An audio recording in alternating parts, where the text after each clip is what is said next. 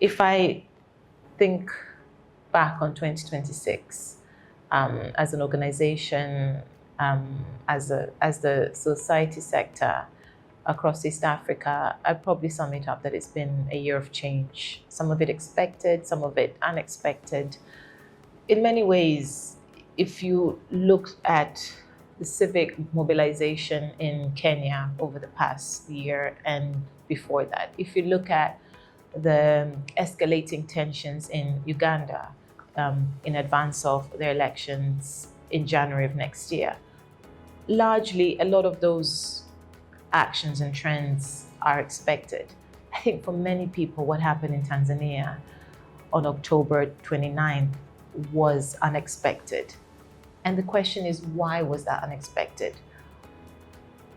Was the people's anger unexpected? It shouldn't have been, especially for young people. Our economic systems are not working for them. Our political systems are not working for them. And we're not making genuine attempts to make those systems and structures work for them. So why should there not be anger? Was it unexpected that Tanzanians would mobilize and would have the courage to really demonstrate publicly? I think we don't have a history of that in ways that other countries in the region do.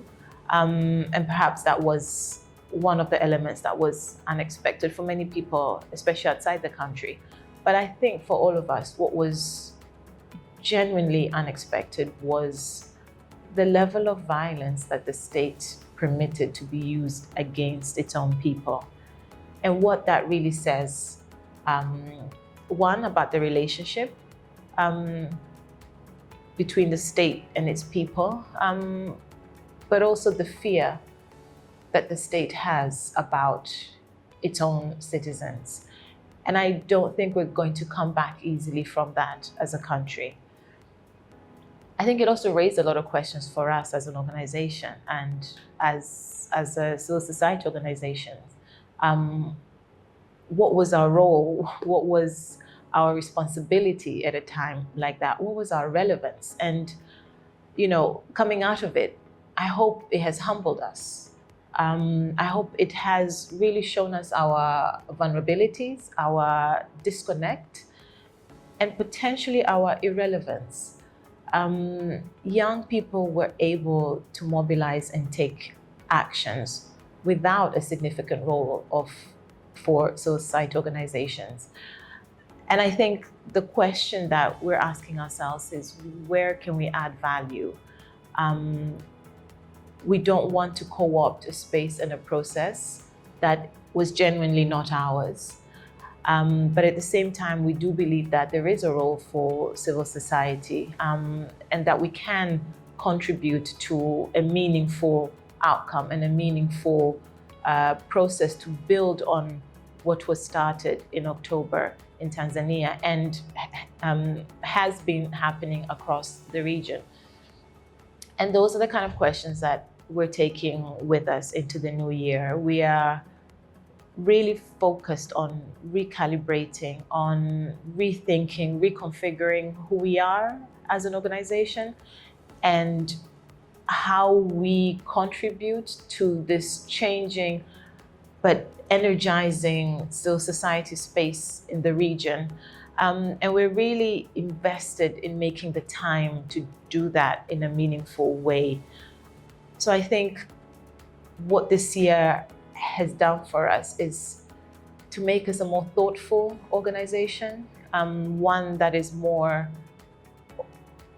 open about its own weaknesses, one that is willing to really challenge ourselves and to take a hard look at who we are, what we do. I think what remains unchanged is our core identity, our DNA, and that's really our commitment to the democratic journey of East Africa and of its people. And that means a strengthened civil society. That means citizens who have the space, have the courage, have the agency to hold their governments accountable and governments that are committed to responding to that, who are committed to open governance, and who are committed to also the hard work of genuine rebuilding of democratic institutions in all three countries.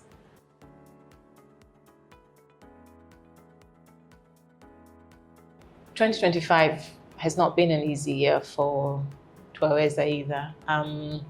There was a change in leadership earlier on in the year,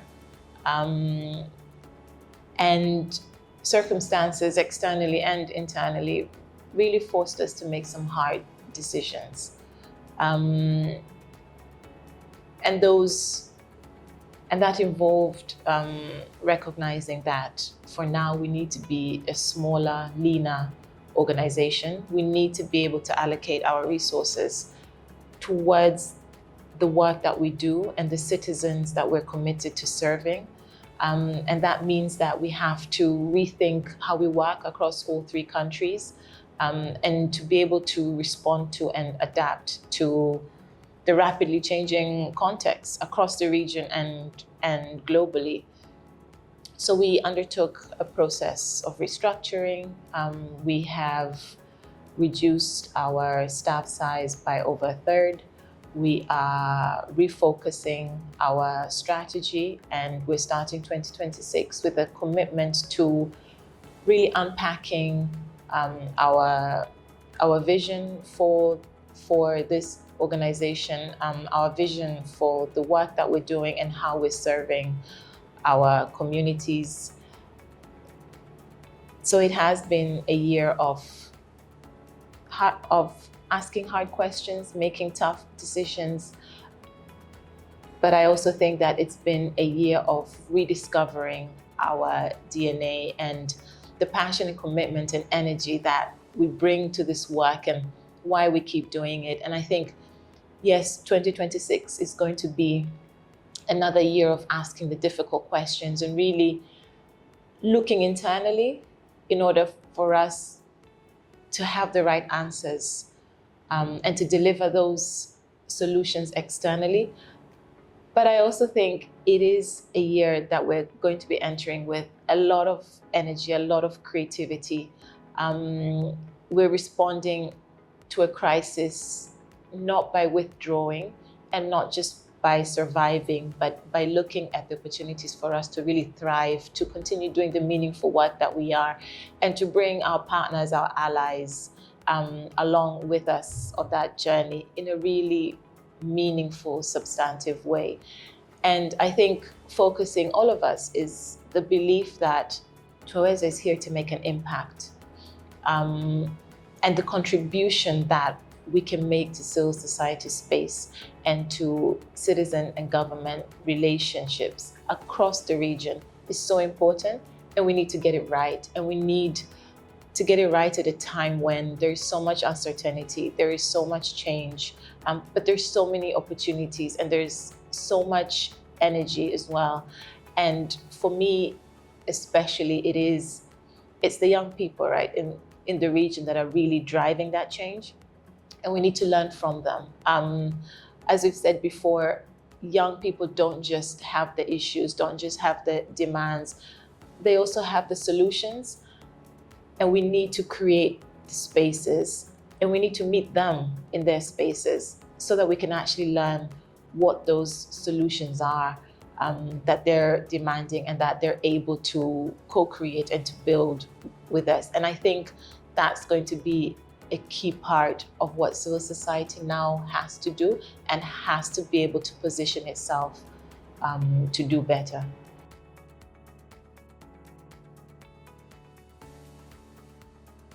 So we know that there have been some tough questions asked about Twaweza, asked about the sector. And those questions are really important. And those are questions that we've been asking ourselves as well. We don't have all the answers now. We're committing ourselves to really seek those answers and to do it in a very open, transparent, and honest way, sharing our lessons, sharing our failures and our successes with our partners, our allies, our supporters.